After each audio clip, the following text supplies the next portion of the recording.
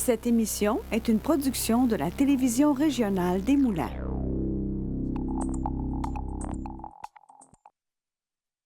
Aujourd'hui, au Bulletin, reportage sur le mois de l'histoire des Noirs avec le regroupement de la communauté noire de Lanaudière. Les éducatrices de CPE dans Lanaudière réclament de meilleures conditions. Et la course aux 1000 pieds est de retour dans la région pour une 10e édition. Je suis Charles Lantier et bienvenue à votre bulletin d'actualité régionale.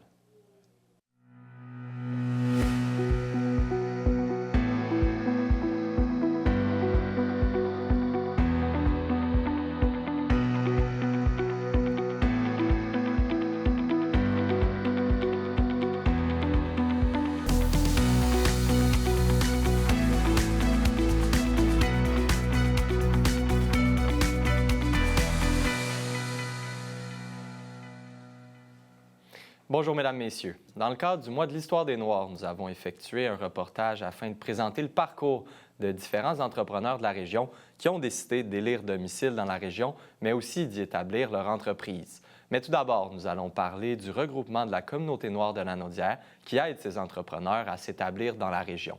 J'ai pu m'entretenir avec Flore Oudou-Onguetou, qui est la cofondatrice du regroupement. On l'écoute à ce sujet. Le regroupement de la communauté noire de Lanaudière, c'est un organisme à but non lucratif qui s'est donné pour mission d'empêcher les entrepreneurs noirs de la région de fermer leurs boutiques. Le constat est parti du fait qu'il y en avait qui osaient, mais peu de temps après, les entreprises étaient fermées. Alors moi, déjà étant sur le terrain, parce que je suis propriétaire de l'entreprise Botal Africaine à Terrebonne, ça fait 5 ans maintenant, j'ai rapidement compris le pourquoi. Il y avait un manque de visibilité. Eux autres, quand ils s'installaient, personne ne savait qu'ils sont là. On est en région, hein? Il faut tisser des liens, il faut aller vers les autres, il faut partager ce qu'on fait. Le but, c'est vraiment d'amener ces entrepreneurs-là qui ont de la difficulté à pouvoir aussi apposer de leur empreinte dans le développement économique de la région. Parce que le but aussi derrière ça, c'est d'amener la diversité à être plus visible. Voilà, donc on les booste, on les encourage pour qu'il y ait un meilleur vivre ensemble dans la région. Sur notre site web communauténoire.com, il y a déjà les entreprises dans le bulletin qui peuvent aider aussi ces familles-là. À côté de cela, on a aussi des entrepreneurs qui gagnent en visibilité parce qu'à chaque déjeuner d'affaires, on s'arrange à introduire quand même les autorités, à les inviter pour qu'ils touchent du doigt ce que les autres communautés font. Et ça crée quand même un bel échange et un bon moment.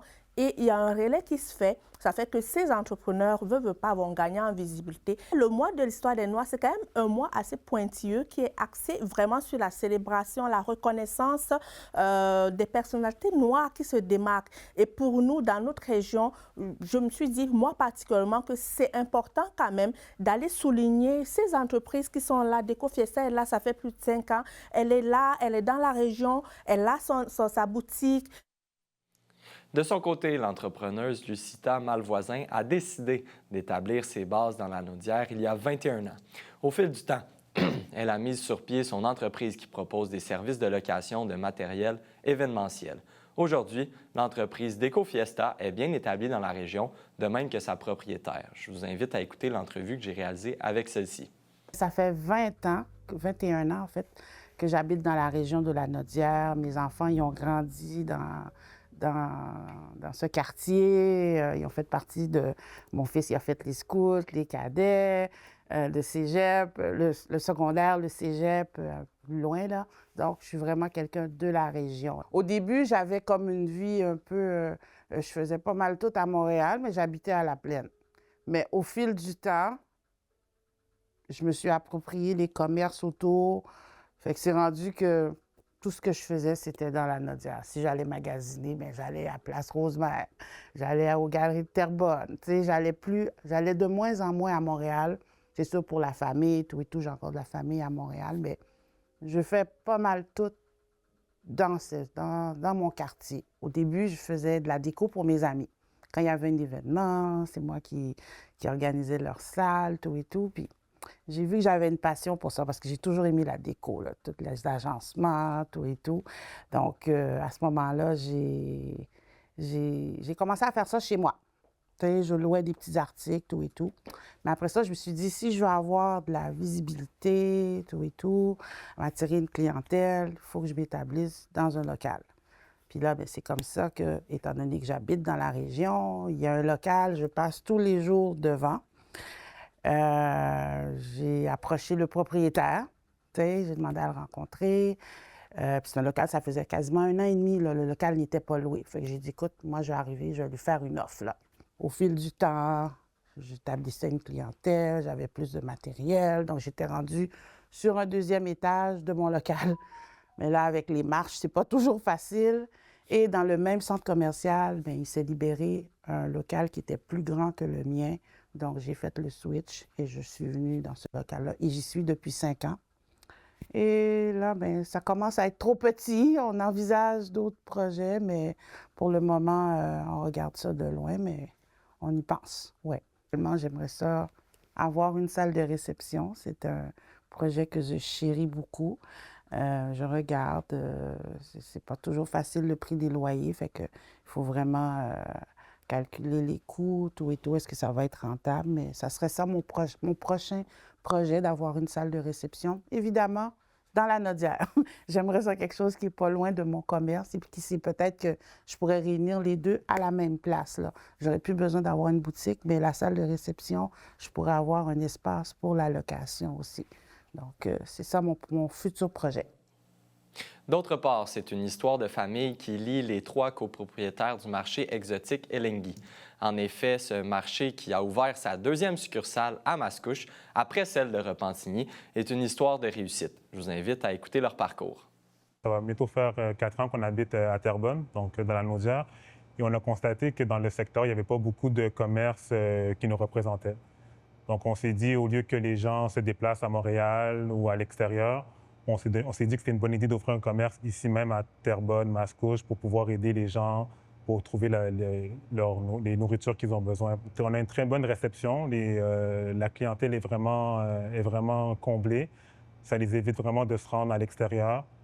Donc, c'est vraiment au niveau de la réception de la clientèle qui nous pousse à continuer. C'est vrai que le défi, c'est vraiment un peu comme Yannick a dit, on ne s'attendait pas à tant de gens qui rentrent en magasin puis qui sont heureux de trouver leurs produits et d'autres qui cherchent encore de leurs produits. Fait que c'est vraiment de offrir tous les produits que les gens cherchent. Ce serait ça le défi, vraiment, de pouvoir les satisfaire puis pas qu'ils aillent ailleurs ou trop loin.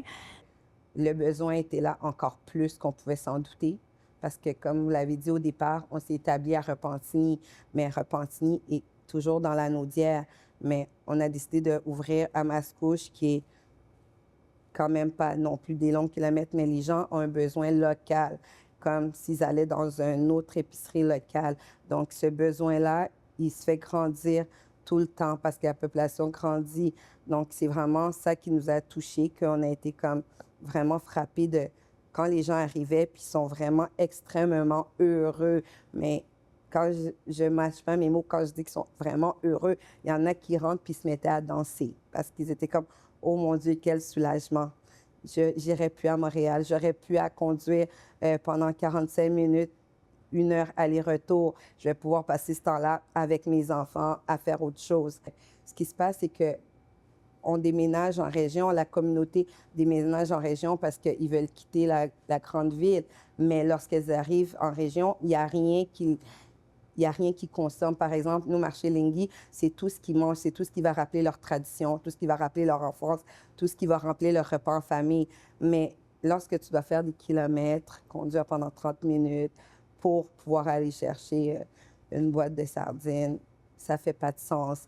Donc, c'est vraiment ça. Le but, c'est d'être capable en région de donner le service vraiment à la population. Et même pas juste à la population, à la communauté, mais de faire découvrir aussi nos racines, de faire découvrir aussi nos traditions, parce qu'à travers Marché Elenghi, je reçois aussi beaucoup qui ne sont pas de la communauté africaine, latino ou antillaise. Je reçois vraiment de toutes les communautés, puis sont toujours heureux d'apprendre qu'il y a ça, demandent des conseils pour des nouvelles recettes. Donc, je pense que le but de la communauté, de la RCNL, c'est vraiment ça. C'est de permettre à tous ceux qui sont entrepreneurs dans la communauté de se faire voir, d'avoir une vitrine, de pouvoir dire qu'on existe et de pouvoir savoir que si on a besoin d'aide, on sait où on peut aller frapper. Donc, ils sont là pour nous. On est là, en fait, pour être tous ensemble, pour peut-être demain être plus fort, puis être capable de prendre notre place. Malgré les défis, parce que c'est sûr qu'il y a des défis dans toute chose, les défis, je dirais que ça a été vraiment de s'établir, parce que c'est sûr que quand on vient de la communauté, quand il y a un local déjà de base à louer, on n'est pas nécessairement les premiers qu'on veut nécessairement. Donc, c'est un défi, il faut se battre. Il faut vraiment montrer que notre projet, on le connaît, on sait c'est quoi. Je pousse les gens à ouvrir leur business parce qu'il y a tellement de potentiel à la Naudière, puis il y a tellement de divers business qu'on peut ouvrir à voir ici, puis ça serait juste que les gens puissent qu'ils n'aient pas peur de se lancer, puis qu'il y a assez de place pour tout le monde, puis que je les invite à le faire. Si on reste vraiment dans cet élan de respect, chacun va vraiment avoir sa place et c'est là où on voudrait aller. On voudrait que la région, la Naudière, soit une belle région où il fait bon vivre comme maintenant, mais également où chacun se sent bien, où chacun trouve sa place et où le partage de culture et le mieux vivre ensemble rayonne.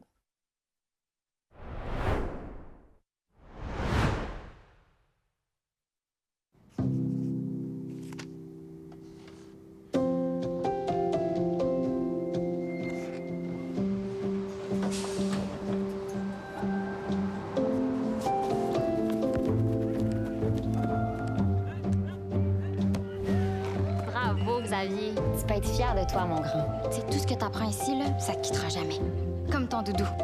L'apport des éducatrices et éducateurs de la petite enfance, c'est pour la vie. Chérie, me passerais-tu le beurre?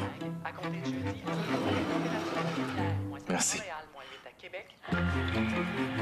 C'est plate. Cette heure, toute la partie se passe rien que d'un bord.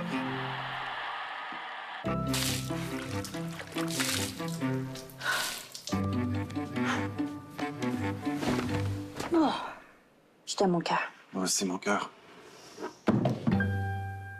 Avant vos travaux, vérifiez si votre entrepreneur a une licence de la Régie du bâtiment du Québec.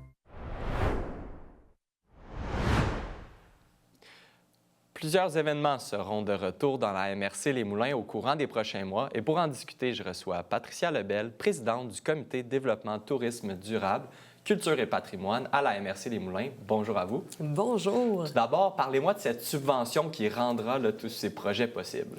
Bien, en fait, c'est le FDT qu'on appelle plus familièrement. C'est le Fonds de développement touristique de la MRC Les Moulins pour Terrebonne-Mascouche. Et c'est un fonds qui existe depuis 2013. C'est pas nouveau. À l'époque, c'était Tourisme des Moulins là, qui gérait ce fonds-là. Depuis que la fusion a eu lieu en 2018, la MRC a repris vraiment le fonds parce que c'est vraiment un levier de développement qui est archi intéressant et qui est nécessaire là, pour, dans le fond, développer l'offre touristique là, pour la région. Oui, exact. J'aimerais qu'on en parle de ces projets. Donc, il y en a des nouveaux et il y en a qui reviennent. Absolument. J'ai apporté la liste pour être certaine de bien les nommer. Dans le fond, on a 5 projets qui se sont qualifiés cette année. Il y a la Corporation événementielle créative avec le Festival Chapeau qui va, dans le fond, ajouter de l'animation déambulatoire. Puis, ils vont faire aussi la création d'un projet au fil du temps qui est en lien avec le 275e anniversaire. De la ville de Mascouche. De la ville de Mascouche. Ouais. Et eux, ils ont obtenu un 7 000 $. Ils ont eu aussi pour le Festival Frisson un autre montant de 7 900 $ qui est pour l'acquisition de nouveaux éléments de décor, en plus de la bonification à la promotion de la Journée famille. La SODEC, qu'on appelle la nouvelle société maintenant, a eu 8 700 $. C'est vraiment un très beau projet. Ça, c'est un projet de village de patineurs illuminé par des jeux de lumière sophistiqués dans une ambiance sonore enveloppante, ponctuée de projections multimédia. C'est un nouveau projet, oui, en fait. Oui, complètement. Okay, et en plus, ce qui est merveilleux, c'est que lui, il vient enrichir l'offre touristique hivernale, parce que souvent, les événements, c'est plus concentré l'été. aussi la Nouvelle Société, un projet d'exposition immersive sur 2 étages à l'île des Moulins sur la thématique du hockey. Et le GEPAT, qui est aussi un très beau projet, qui est un projet de parc d'aventure innovateur composé de trampolines extérieures à la côte boisée, qui ont eu un montant de 6 400 $. Quel effet vous pensez que ça a sur la MRC des Moulins, mais aussi peut-être des gens qui viennent d'ailleurs pour profiter de ces projets-là, ces festivals-là? Bien, en fait, ces projets-là, ils sont déposés dans le cadre d'un projet qui est paramétrique, donc qui servent à répondre à des besoins qui sont soit régionaux ou soit qui sont vraiment plus comme identifiés au niveau de la MRC. Et c'est à travers ça qu'on réussit, avec les critères, à venir sélectionner les projets qui viennent nourrir les besoins. Et puis, bien là-dedans, c'est sûr qu'on souhaite avoir des retombées économiques, créer des emplois, avoir une affluence aussi qui devient plus intéressante, avoir une rétention des visiteurs qui viennent visiter les attraits. C'est important pour avoir des retombées économiques qui viennent avec ça.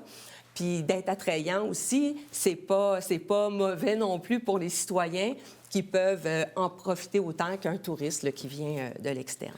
Puis j'imagine, c'est une belle dualité, là, rapidement, d'avoir des nouveaux projets, mais aussi des projets qui reviennent, qui sont des succès à chaque année. Absolument. Puis, bien, en même temps, ces projets-là, ils ne sont pas non plus déposés tels quels. Ils ont des bonifications, c'est des ajouts. Donc, c'est vraiment un levier. Et nous, on permet à ces gens-là de venir bonifier aussi l'ensemble de notre offre touristique sur la MRC, là. Merci beaucoup, Patricia Lebel, d'avoir été présente pour parler de ces nombreux projets qui vont avoir lieu dans les prochains mois. Oui, merci. Au plaisir.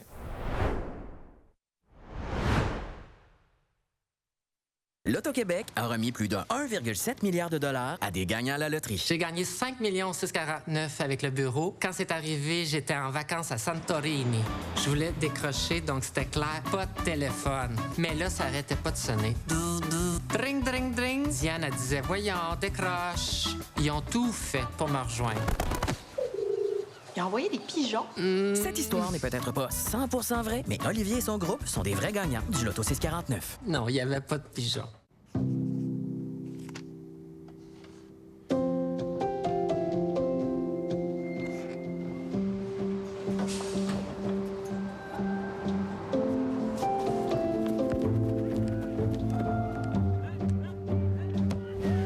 Bravo, Xavier. Tu peux être fier de toi, mon grand. Tu sais, tout ce que t'apprends ici, là, ça te quittera jamais. Comme ton doudou. L'apport des éducatrices et éducateurs de la petite enfance, c'est pour la vie. L'Auto-Québec a remis plus de 1,7 milliard de dollars à des gagnants à la loterie. Le jour que j'ai gagné à vie, j'étais chez moi en train de gratter mon billet. Puis là, j'ai vu 3 vies. J'ai tout de suite appelé ma meilleure amie Chanel. Elle a capoté. Après, j'ai appelé mon beau-frère, il était comme « T'as gagné 1 000 $ par semaine à la vie? » Tout le monde était comme « Ah, chanceuse! » Tu connais Fouki? Non, mais ça faisait beaucoup mieux dans mon histoire, là. Cette histoire n'est peut-être pas 100% vraie, mais Serginia est une vraie gagnante de gagnants à vie. Ben, je pourrais-tu rencontrer Fouki?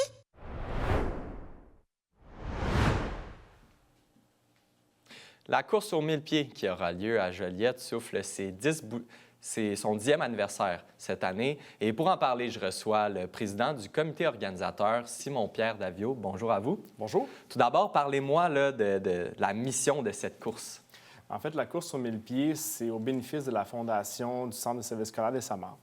Alors, la Fondation, grâce aux fonds amassés par la course, permet la réalisation de plusieurs activités au bénéfice des jeunes de la commission scolaire, évidemment. Ça passe soit par l'achat de matériel sportif, à la réalisation d'un... ils ont fait un parc-école. Ils ont également revitalisé une salle d'entraînement et ainsi de suite. Et en 2025, le but de la Fondation, avec l'argent qui va être amassé par la course, c'est de venir aider la Fondation à 2 pas de la réussite, qui a pour but notamment de faire des sacs écoles pour les élèves en difficulté. Et on en parlait, 10e édition, donc c'est vraiment une course qui s'inscrit au fil du temps. Il y a beaucoup de jeunes aussi qui participent à cette course-là à chaque année. Oui, exact. En fait, on envoie toujours une demande pour que les jeunes viennent s'inscrire à la course. Les écoles inscrivent également des équipes. Donc, il y a 3700 coureurs, bon an, mal an, approximativement à la course. Là-dessus, il y a une très grosse proportion des jeunes.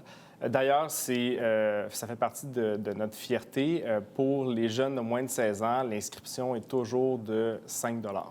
Alors, ça fait des années que c'est comme ça. Ça vise à favoriser la persévérance scolaire, l'activité physique pour ces jeunes-là. Au final, on organise cette course-là pour leur bénéfice. Alors, on veut qu'ils viennent participer et pouvoir réaliser aussi l'ampleur de l'événement. Les entreprises, les coureurs et les donateurs, eux, sont là pour les jeunes. Fait qu'on veut qu'ils s'impliquent et qu'ils participent également.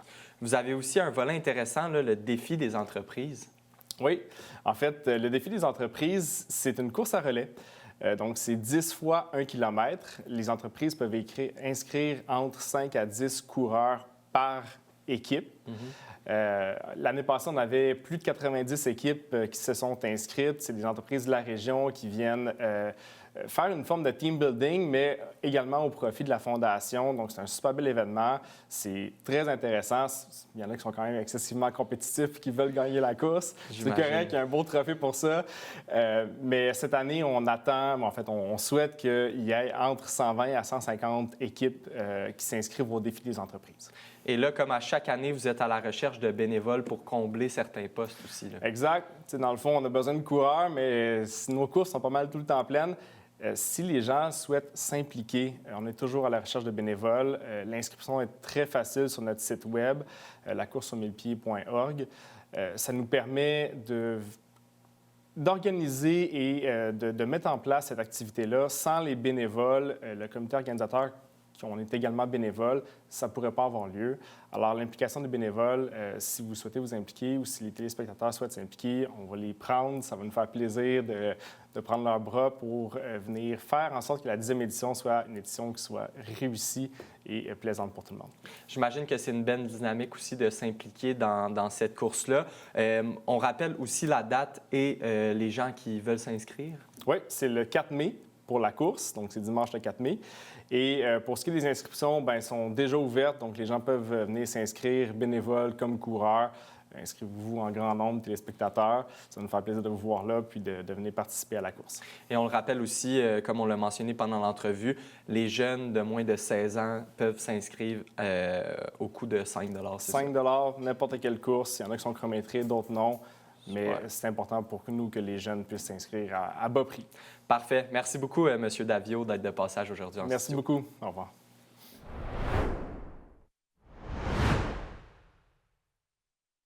La télévision communautaire autonome parle des enjeux locaux, donne une voix aux citoyens et citoyennes, en plus de faire rayonner les talents d'ici. Accessible à tous, elle appartient à la communauté et donc à vous. J'ose ma télé communautaire, mon média de proximité. Du nouveau à TVRM. Regardez toute la programmation en continu sur tvrm.ca/en direct. Que vous soyez fan de musique, de culture ou d'actualité, ne ratez pas cette chance de suivre les événements et les personnalités de votre région. Bonjour, je m'appelle Jeanne. Je porte une jambe artificielle tous les jours pour marcher et courir. L'Association des amputés de guerre me donne les prothèses dont j'ai besoin pour faire du basketball, du soccer et de la randonnée en famille. Je peux faire tout ce que j'aime grâce à votre générosité. Quand vous donnez aux amputés de guerre, vous aidez les enfants comme moi. Merci.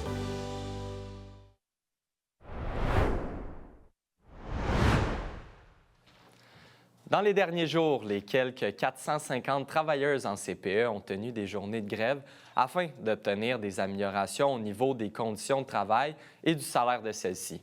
J'ai été sur le terrain afin de prendre le pouls de la situation. Voici le topo.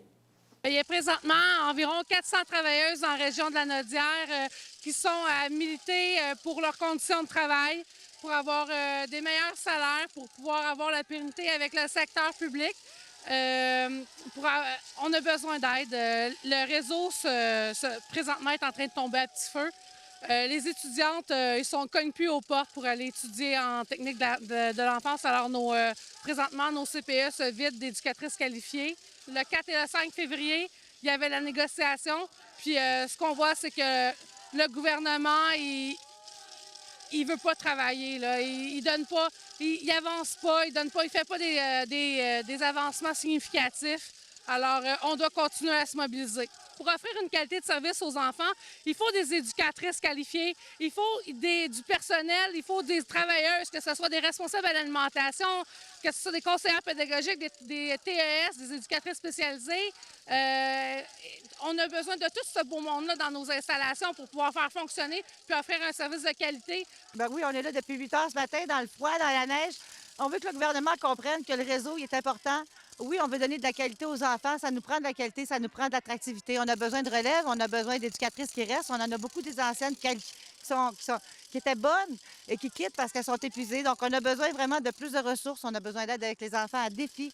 On a besoin d'aide avec au niveau des heures parce que la charge, c'est alourdi depuis des années. Moi, ça fait 30 ans que je suis éducatrice. Ça a changé. Ça s'est alourdi le travail. On est ici pour défendre le plus beau métier de la Terre, éducatrice avec les tout-petits. Sauf qu'on a besoin de se faire aider, on a besoin d'être des éducatrices avec des moyens pour pouvoir aider nos enfants parce qu'on manque de temps, on manque de moyens.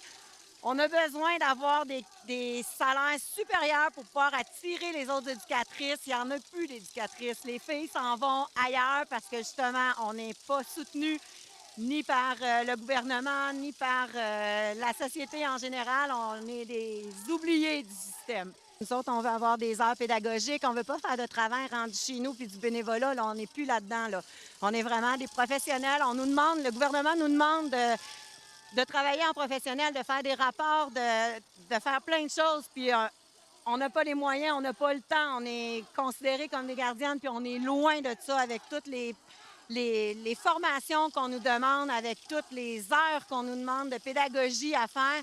OK, ça fait 40 ans que je suis éducatrice, puis là, on veut être valorisé pour le travail qu'on fait. Puis on est à la base de l'humain est à la base de la société, puis c'est super important.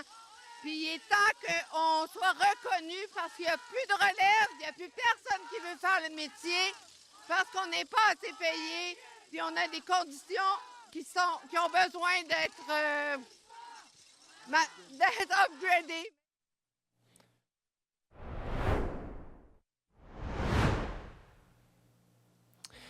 C'est ce qui conclut votre bulletin d'actualité régionale. Merci d'avoir été des nôtres. On se retrouve ce jeudi. D'ici là, vous pouvez consulter le site Internet de TVRM ou encore notre chaîne YouTube afin de voir ou revoir nos émissions. Restez à l'antenne puisque c'est Fibre qui suit. Animé par Pierre Bertillon. À bientôt.